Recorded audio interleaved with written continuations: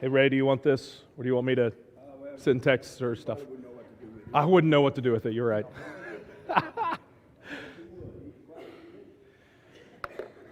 Well, good morning. And happy Mother's Day to all of you moms out here. And I honestly, I don't know the last time that I was able to do this as a preacher, to actually say Happy Mother's Day to my mom in the audience. That is a joy. That is fun. And I got so used to, I came in here a little bit late with everything going. I saw her, waved hi, and then it was later that I was like, I'm a horrible son. So I'm going to make it public. Happy Mother's Day, Mom. Apologize. Have you ever been told that you are just like your mom? Was that a good thing or a bad thing for you? Yeah, some of you are like, that was good, and some of you are like, not so much. It all depends on context, right? If someone's saying, oh, you were just like your mom in the right kind of context, you're like, thank you. If it's in the other kind of context, you're like, I know. I'm sorry. You know, whether you have a good relationship with your mom or not, because we recognize all moms aren't perfect. No mom is perfect. All moms aren't good. And so whether you have a good relationship with your mom or not, we all have to realize and recognize that our moms are at least responsible for part of our identity, part of who we are. I mean, if it's not the DNA, it's a little bit of the upbringing. Even if it's our response to their upbringing that has made us who we are, every one of us has to admit that one of the big foundational things about who you are comes from your mom. I am blessed to have one of the good ones. I am quite honored to have to call my mom that I have, and I very much appreciate the hand that she has given me and the sense of identity and the sense of somebodyness she has given me. And I do now, maybe not always, but I do now take it with great pride when someone says, you are like your mom. Because it beats the alternative of being like my dad. So, this is so much fun having your parents in the audience. This is joy. No, regardless. The thing is, whether we like it or not, our image, our likeness, who we are like, is important. Now, it may not be so much important about who we resemble from our parents, but it really does matter who we resemble in our spirit, who we resemble, who our likeness is in our hearts and souls. That really does matter. In Matthew 22, Jesus illustrated this through a conversation that he had with some religious leaders. Now, to understand the context, the religious leaders didn't like Jesus at this point. I'm not sure there's a point that they liked Jesus, to be completely honest, but at this point, they really didn't. They were looking for any and every way to trap him. And so they come together with a delegation of people to trap Jesus, or at least challenge his authority, because he was getting very popular with the crowd. And the Pharisees and religious leaders did not like that. And so they came up with a series of tests or questions. So one of them goes this way, Matthew 25. That should be 22. Matthew 22:15 says, Then the Pharisees met together to plot how to trap Jesus. That's their intention. Trap him into saying something for which he could be arrested. They sent some of their disciples, so Pharisees' disciples, along with supporters of Herod, or the Herodians, to meet with him. Teacher, they said, we know you are an honest man. You teach the way of God truthfully. You are impartial and don't play favorites. Now, tell us, what do you think about this? Is it right to pay taxes to Caesar or not? All right, they set up this question in an interesting way. They characterized Jesus as one who is not a respecter of persons. Now, some may think they're just buttering Jesus up. Some just think, oh, this is mere flattery.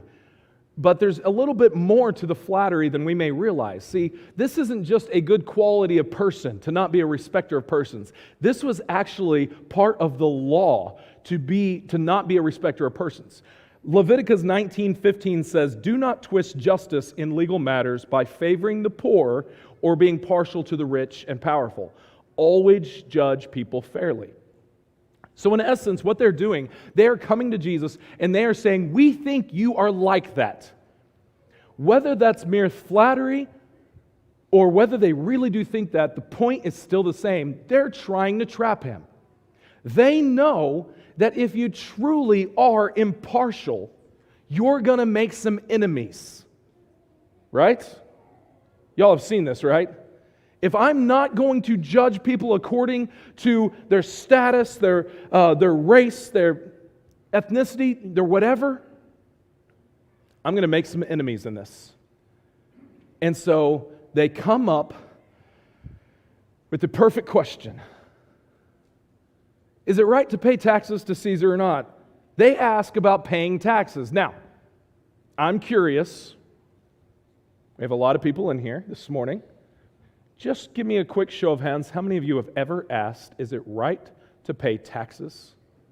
Have you ever questioned whether I should pay taxes or how to pay taxes, or do I need to pay this tax, or can I get out of paying some tax? There should be a whole lot more hands raised, I know. So if you don't want to raise your hand, you can come forward here in just a little bit. I'll call the invitation. You can come forward for lying. That's fine, either way. The thing is, this is not a new question. Is it right to pay taxes? I ran into Bruce Stidham. Some of you know Bruce Stidham as our county tax assessor. I made my mistake early on whenever I was here of talking about the problems with tax collectors, and I pointed right to him, and I didn't mean to. It's purely accidental, but now I'm wondering if that was providence.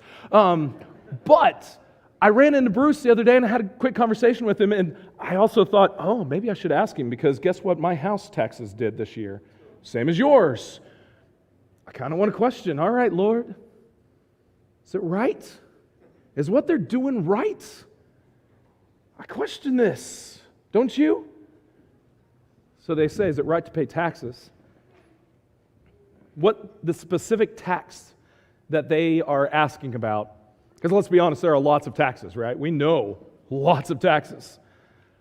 The specific tax that they're asking about is called the poll tax, or sometimes called the head tax. This is really a tax that is on people. It's based upon the census, and every man, woman, child, and even slave had to pay this tax. And it took care of a lot of the road structure and a lot of the things that would happen throughout the Roman Empire, things that made living nice, all right? So the purpose of the tax was probably just and fair, but it was paid to the Romans by Roman coinage. All this stuff is important. Jesus seems to be in a bind here. If you take it at face value, there are two answers to this question. The first one is no, the second one is yes. Okay? Binary thinking, this is how it's going. Jesus doesn't fall into binary traps. Spoiler alert. But first he says, if we said no, it is not right to pay taxes, well, that's why the Herodians are there. Because these are supporters of Herod, and they're going to turn Jesus over to the authorities for causing insurrection, for telling people you don't have to pay taxes. He's going against Rome. He's going against Caesar. We can put him in jail. But if he says, yes, it is right to pay taxes, then that's why the Pharisees are there. Because the Pharisees are saying, hey, if he says that, we can discredit him among the people who think that he's the Messiah that is meant to cause revolt against Rome. He's in a trap. So they think. Jesus doesn't answer their question at first, but rather calls out their heart. He says, Jesus knew their evil motives. You hypocrites, he said. Why are you trying to trap me? Here, show me a coin used for the tax. So the tax had to be paid in Roman coinage. You couldn't just pay it with whatever money that your people had. Whatever conquered land you might be for the Israelites, they had theirs, and any other place that had their normal coins and currency. No, this tax had to be paid with a Roman coin. So he says, hey, show me the coin. The coin was a denarius, was the coin that was used. It was a very specific coin. So when they handed him the Roman coin, he asked, whose picture and title are stamped on it? Caesar's, they replied. Simple question. You just look at the coin. Here's one of them circulating around that time. On the head side of the coin, what we call the head side, it would say something to the effect of Tiberius Caesar, August, son of the August god. It was an identifier. Here's his picture. Here's his name. I didn't get the picture of the backside of this. I apologize. I meant to do that. But on the backside, it had kind of a throne on it. And it would say Pontifex Maximus, which means high priest. Think about this for a second. When they carried this coin for this tax, they literally were carrying around a graven image that gave glory to Caesar as God. That's exactly what this coin does. All of a sudden, I look at our currency and think, that ain't so bad. You know, we honor the past with our currency, with who we put on the picture of this. We honor a lot of the past, our history, not elevating them to some godlike status. We just honor what they've done. And we even have In God We Trust on our currency. They had Caesar as God, high priest. Think about that as if you were a Jew carrying around that coin. Whenever the Ten Commandments said, I shall have no other graven images before me. And it's in their pocket. Jesus doesn't say any of that, though. He doesn't pull out their hypocrisy right there in that moment. Rather, he says this, well then, give to Caesar what belongs to Caesar. Now, this answer is a genius move on multiple levels. It's a genius move because it's not binary. It's not, well, yes or no to the question. But it's not just getting him out of the trap that they have set. It also makes an absolutely huge point about whose we are and why this is important. The coin had Caesar's image on it. So Jesus says, if it's got Caesar's image on it, that must mean that it's his coin. So just give it back to him. Now, some of you may be thinking, hold on, Mitch. I have worked for this money, and even though this money says property of the United States government, this is mine. Well, if you want to pull that card with God, feel free. I'm going to tell you it's not going to end well. Because stewardship is what we're called to, not ownership.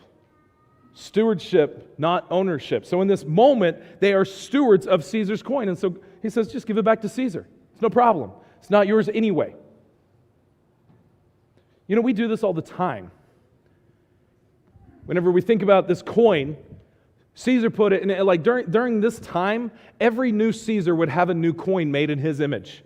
So like, whenever that would happen, you would have to then go get the new coin that now had the new image of the person that it now belonged to, that was now the high priest, the Caesar of that time.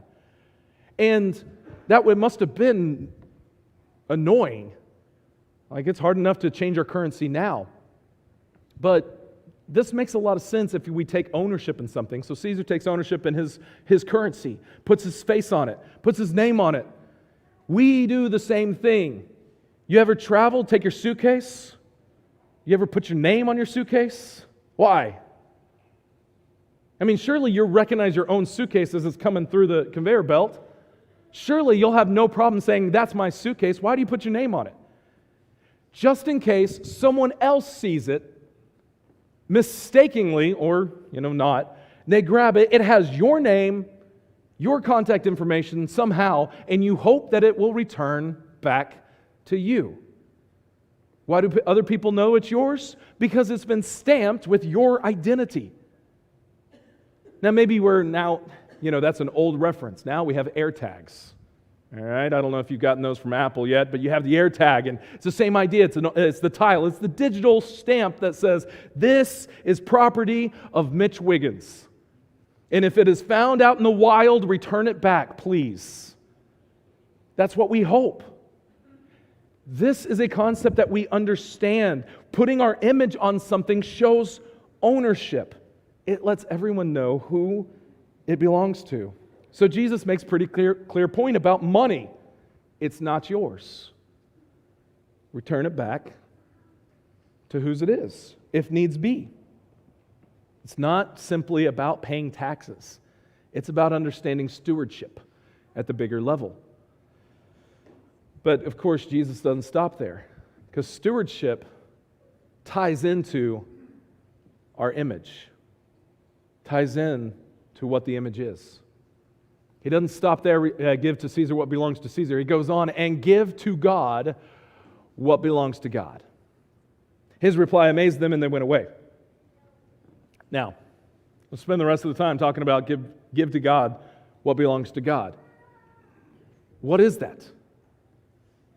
I mean, what do we give to God that belongs to God? What is it that is that thought? What is the thing that we give back to God? Well, the answer to that question is honestly very similar to the answer to the question of what do we give to Caesar that is Caesar's? They pull out a coin to say, this has his image on it, give it back to Caesar. So then we can assume the answer to the give to God what is God's. What is the question of, what is the answer to the question, what is God's? Well, it must be what has his image on it. So if that's the case, what or who bears God's image? Is it any of our currency? No, we may say, in God we trust on it, but it is not from God. Genesis answers this for us. Then God said, let us make human beings in our image to be like us. They will reign over the fish of the sea, the birds of the sky, the livestock, the wild animals on the earth, and the small animals that scurry along the ground. So God created human beings in His own image. In the image of God, He created them, male and female, He created them. Any questions? Seems pretty obvious, right? But I want to lean into this just a little bit. You realize that the creation of human beings is unique. We know in Genesis 1 that God creates everything. He creates the planet, He creates the waters, He creates the birds, He creates the trees, He creates the grass, He creates all animals, and He creates you. But He does not create all things the same. You may have missed this little piece, but for most of creation, it says God said, and it was. He spoke it into existence. Let there be birds, and then there was birds. Let there be water, and there was water. Let there be sky, and there was sky. But when it comes to you and I, when it comes to our heritage, He doesn't say, let there be mankind, and whoop, there it is. Well, that was a fun reference. Scoop, there it is what we know, more people know now. He said, let us make. Chapter 2, we see that God fashioned us. So we are unique in creation because He actually did something that was different. He fashioned, He created, He molded, whereas everything else He spoke. But even more than how we were created, notice what we bear. 3 times in that one passage it says, we are in the image of God. If you were to look up this idea of image, you will find words like reflection, likeness, representation, maybe even copy or counterpart.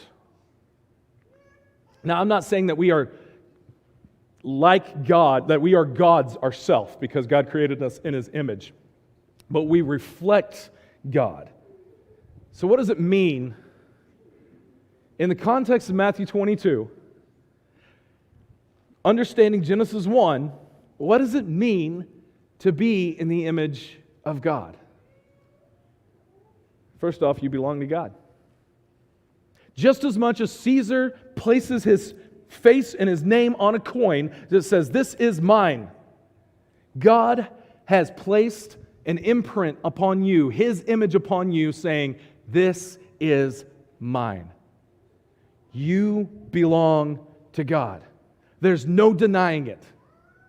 There are times that I will walk through different places and I will find someone who knows my parents. And whether I like it or not, if they knew my mom whenever she was anywhere near my age, there is no mistaking the resemblance. I look like my mom. I look like that side of the family. That image is on me. And that's all right. They're a good-looking group of people, if I do say so myself. And I do, in case there was any question. But he says, you belong to God. You bear His image. There is an aspect in which you look like God. Part of you reflects Him.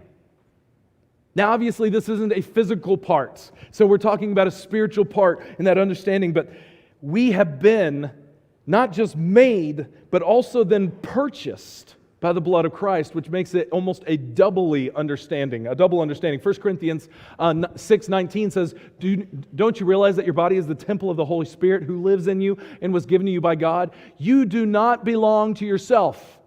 For God has bought you with a high price, so you must honor God with your body. When we bear the image of God, we proclaim that we are not our own. That coin is Caesar's. This person is God's. He said so from the beginning. When He created humans, He said, you are mine. Here's my image. If lost in the wilderness, please return back to me. If you find this person bearing my image away from me, please return it back because that's mine. See, our image of Godness should inform our evangelism. If it's true that every person was created in the image of God because we all come from Adam and Eve, we come from the source of God, then that means every lost person that is away from God needs to be returned. You don't belong to yourself. You belong to God. We are just stewards with the things that we have. This also applies to our lives. Your life is not your own. You are merely a steward of your life in service to God. Your functionality might be the same as a Roman coin in that time.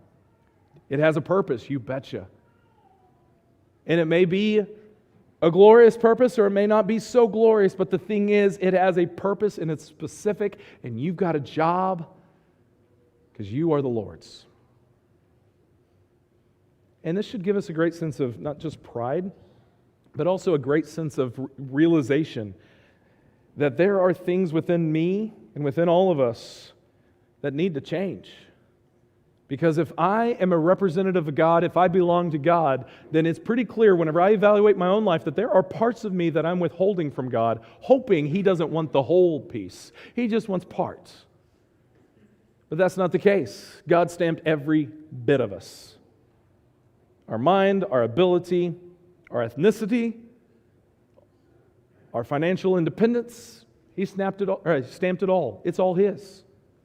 So maybe I need to remember passages like Romans 12:2 that don't copy the behavior and customs of this world, but let God transform you into a new person by changing the way you think.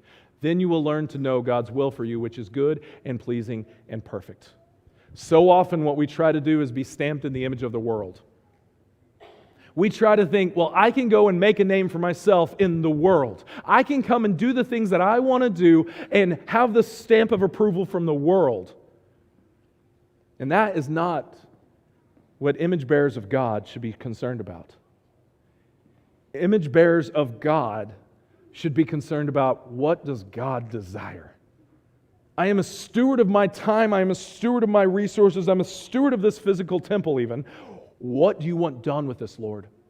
What do you want done? It's all yours anyway. I belong to you. But another idea of what this might bring out is if we are truly God's and we have a purpose, then I'm going to assume that you are made for something great. If it's true that you bear the image of God, then it is also true that you literally bear the image of the most powerful, benevolent, wonderful being ever. That's the image you bear. And if that's the case, that should inspire us to do some great things Because you have the mark of something great. Let me illustrate this another way. I played basketball. I played basketball in junior high and high school. I love the sport. Okay, and I still enjoy playing basketball. I was convinced early on that if I wanted to play better, I had to change my shoes. And those shoes needed to have an image on them. You know what that was? It's a little swoosh. That Nike image meant that I was going to be amazing. You know why? Because Michael Jordan wore Nikes.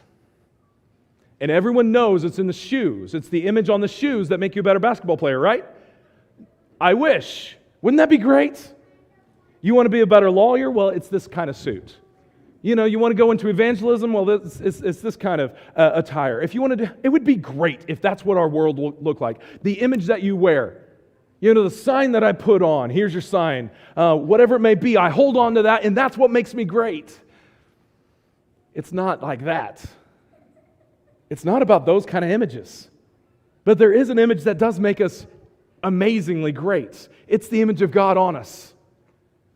But sometimes we forget this. Sometimes we just want to put a veil on this because it frightens us. Nelson Mandela once said it this way. Our deepest fear is not that we are inadequate. Our deepest fear is that we are powerful beyond measure. Now listen to what he said to defend this. It is our light, not our darkness, that frightens us. We ask ourselves, who am I to be brilliant, gorgeous, talented, and fabulous? Actually, who are you not to be? You are a child of God. Your playing small doesn't serve the world. There's nothing enlightened about shrinking so that other people won't feel insecure about you. We were born to manifest the glory of God that is within us. And as we let our own light shine, we unconsciously give other people permission to do the same. We are liberated from our own fear. Our presence automatically liberates others. Now, some of you may have to have that quote sink in a little bit. Feel free to ask it from me later if you want to marinate with that one a little bit. But I think he's on to something. If the image of God is in us, greatness is in us. And it does not do anyone any good if we shrink back from that greatness. If we kind of think, oh, who am I to go do that? Who am I? You are a child of God. You have the image of God. We are born to manifest the glory of God that is within us. That's our purpose. That is our mandate. To manifest and show off the beauty of our Lord. But so often, we think, well, this world doesn't want to see this. Well, no one in the dark world wants the lights turned on, but everyone benefits when the lights are turned on. So be the light. Paul says there's something amazing that happens whenever we quit hiding our image of God. When we quit putting it behind a veil, he says, something amazing happens. 2 Corinthians 3:16. But whenever someone turns to the Lord, the veil is taken away. For the Lord is Spirit, and wherever the Spirit of the Lord is, there is freedom. So all of us who have had the veil removed can see and reflect the glory of the Lord. And the Lord, who is Spirit, makes us more and more like Him as we are changed into His glorious image. So it's not simply that I bear the image of God. It is also that I am being changed more and more into His glorious image. In other words, the image of God is something that grows within me, but I have to let it. I am born with it because God did that at the creation. He gave us His image within us, but I have to grow into it. So remove the veil. Stop trying to hide behind whatever it might be that you're scared of, or that you don't know how to do this, or whatever is holding you back. Remove that veil and shine on. See the glory of God, reflect the glory of God, so that you can be more and more to His likeness. So that when anyone sees you, they know exactly who your parent is. There's no doubt. That's the image that we all want seen, because it's a glorious image of our Father. Not for our own glory, it's all for His. So this morning, if you feel like you have a tainted image of the glory of God, tainted by your own sin, tainted by your own living, whatever it may be, if you feel that that's for you and you need to remove that veil, you need to come clean, and you need to give your life fully to Christ, we want to give you a time to do that. Whether it's through the waters of baptism that you would give your life to Him, or if you just need prayers, or just someone to talk to and have some more conversation with, we as a congregation welcome you. Whatever you might need, would you let it be known as we stand and as we sing together?